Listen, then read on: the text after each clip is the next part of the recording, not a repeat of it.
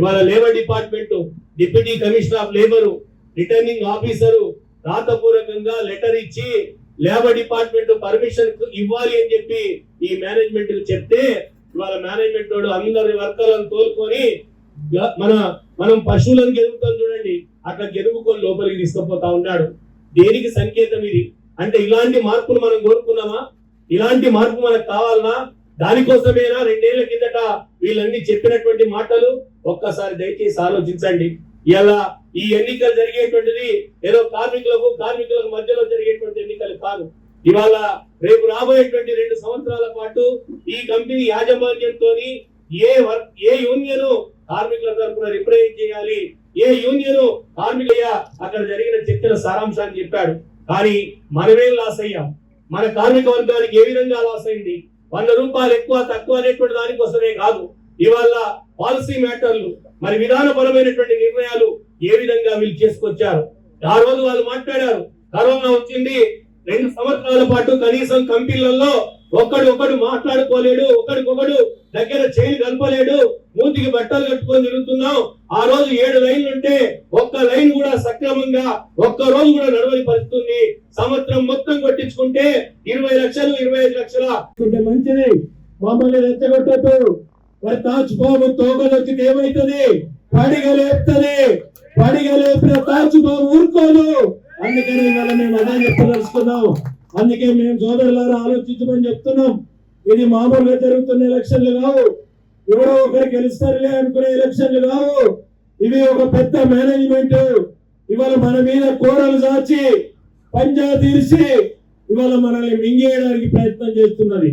దినదిన గండం బతుకుదామా? లేదంటే ఎదిరించి స్వేచ్ఛ వాయువు పీల్చుకుందామా? ఒక్కసారి ఆలోచించండి. బానిస బతుకులు కావాలా? ఆత్మవిశ్వాసంతో స్వేచ్ఛగా ఉండేటువంటి బతుకు కావాలా? ఒక్కసారి మీరు ఆలోచించండి. ఇవాళ మిత్రులందరూ చెప్తున్నారు, మాట్లాడితే చార్జ్షీట్, మాట్లాడితే సస్పెన్షన్లు, మాట్లాడితే బెదిరింపులు, కాగితాలు పనిచేయ బిడ్డ గుర్తుపెట్టుకో, మనుషులే పనిచేయాలి, కాగితాలు ఆలోచించమని చెప్పేసి నేను చెప్తున్నాను. కాబట్టి ఇలా బాగోదు అనేది ఇష్యూ కాదు.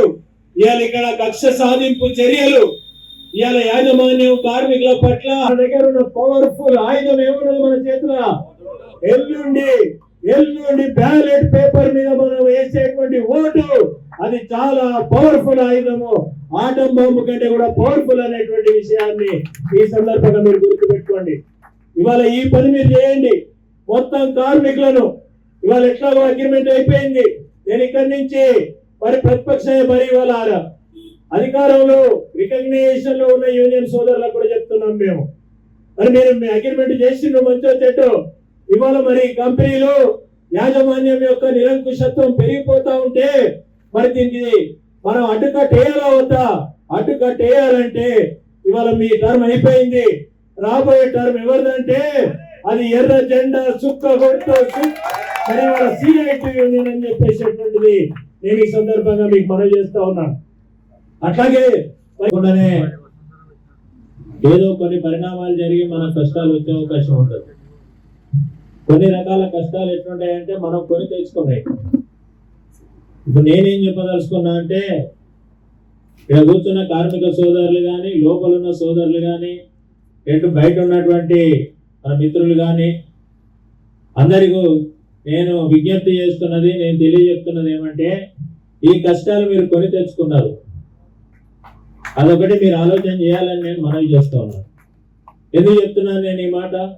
ప్రజాస్వామ్యంలో ఎవరైనా రావచ్చు, పోటీ చేయవచ్చు. ఎవరొకరం కూడా గుండు గుత్తగా దేనికి కూడా అధిపతులుగా ఉన్నాం. మాకు ప్రజాస్వామ్యం మీద విశ్వాసం ఉంది. ఎర్ర జెండాకు, సిఐటికు ఖచ్చితంగా ప్రజాస్వామ్యం మీద మాకు విశ్వాసం వసుకోవాలి. ఇవాళ సమస్య ఏమైందంటే, మాకు అగ్రిమెంట్ తక్కువైంది, సిఐటి నాయకులు బాగా చేయలేదు, అది కాదు పాయింట్. ఇక్కడ ఇందాక తమ్ముడు యాదయ్య చెప్పాడు చక్కగా విషయాలన్నీ. ఎందుకని ఇక్కడ యూనియన్ మార్పు జరిగింది? ఈ గట్టునున్న వాళ్ళు కొంతమంది ఆ గట్టుకు దించారు. ఇది పాయింట్. ఎందుకంటే కొంతమంది యూనియన్ పెట్టుకున్నారు, మొదటి నుంచి వాళ్ళు ప్రతిపక్షంగా ఉన్నారు, వాళ్ళని ఏం తప్పు పట్టాల్సి. యూనియన్ చీరగొడతాం. ఆ యూనియన్ కు జనరల్ సెక్రటరీగా ఉన్నటువంటి వ్యక్తిని సస్పెండ్ చేశారు. ఆనాడే యూనియన్ బొందబెట్టి పాత్ర పెట్టాలనుకున్న కంపెనీది. కానీ మీ జేజమ్మ దిగొచ్చినా సరే ఇక్కడ ఎర్ర జెండా రేంజ్ చేయలేరని చెప్పేసి ఆనాడు నిలబడి తెగించి కొట్లాడి పోరాడి మరి ఆనాడు యాజమాన్యం మీద పైచేయి సాధించి యూనియన్ గుర్తింపులోకి తెచ్చుకున్నటువంటి చరిత్ర ఈ సిఐటికి ఉంది. ఆ తర్వాత కాలంలో మరి చాలా మంది కొత్త వాళ్ళు చేరారు. ఆ కొత్త వాళ్ళు చేరిన సందర్భంలో మరి అంతకుముందు జరిగిన అగ్రిమెంట్ లో వాళ్ళకు కొంత వేతనం తక్కువ ఉంది అనేటువంటిది ఒక అంశాన్ని తీసుకొని కొంతమంది అసంతృప్తికి గురై రెండో యూనియన్ ఈ కంపెనీలో రావడం జరిగింది.